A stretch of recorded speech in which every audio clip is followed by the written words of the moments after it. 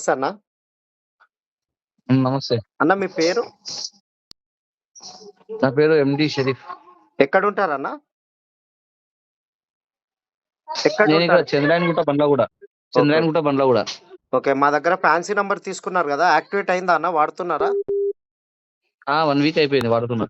వాడుతున్నారా? ఎలా అనిపించిందంటే మా అడ్రెస్ ఎలా తెలిసిందన్న మీకు?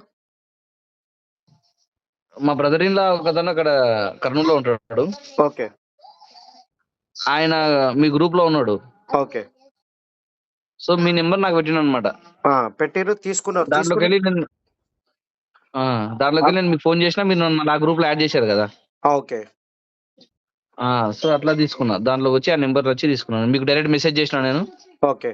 ఎంత మీకు పేమెంట్ చేసిరన్న? అమౌంట్ వేసిన 5,000 చేసిన. సిమ్ కి ఎంత నెంబర్ ఉంది అంత చేసిన. 5,000 చేశారు, తీసుకున్నారు. మీకు మాకు ఎలాంటి పరిచయం లేదు. లేదు చేసిన 15 నిమిషాల్లో మీరు నాకు కోడ్ పంపించారు. ఆ కోడ్ తీసుకొని పోయి సిమ్ యాక్టివేట్ చేసుకున్నా. 3 days లో యాక్టివేట్ అయింది. అయిపోయింది కదా, ఇప్పుడు వాడుతున్నారు కదన్న. ఓకే కదా, 3 to 4 days లో యాక్టివేట్ అయింది. హ్యాపీ కదా? హ్యాపీ. మా కస్టమర్స్ మీ మాటల్లో చెప్పారా కొంచెం?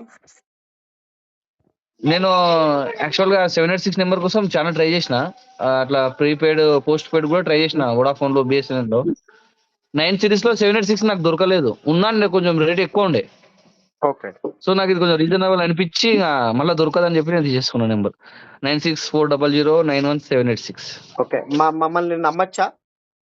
ఒకసారి మా నమ్మొచ్చు 100%. ఒకసారి మా కస్టమర్స్ కూడా నాకు ఇది వీళ్ళెవరో కూడా తెలియదు, కానీ జస్ట్ నెంబర్ నచ్చి నేను మెసేజ్ పెట్టినా వాళ్ళు రెస్పాన్స్ ఇచ్చిండ్రు. అమౌంట్ వేసిన నెంబర్ కూడా రెస్పాన్స్ ఇచ్చిండ్రు. నమ్మొచ్చు. నేను ఫ్యాన్సీ నంబర్ దగ్గరనే తీసుకున్నారు కదా మీరు? ఏఎస్ ఫ్యాన్సీ దగ్గరనే తీసుకున్నాను నెంబర్. ఓకే అన్న, థ్యాంక్ యూ అన్న. మీరు ఎవరైనా డౌట్ ఉన్నా కూడా నేను చెప్పాను కదా, నా నెంబర్ 9640091786. దాన్ని కాల్ చేసి ఇన్ఫర్మేషన్ తీసుకొని సిమ్ తీసుకోవచ్చు. ఓకే. ఓకే, థ్యాంక్ యూ అన్న. అన్న మీ పేరు మళ్ళీ ఒకసారి చెప్పండి. ఎండి షరీఫ్. హైదరాబాద్ కదా?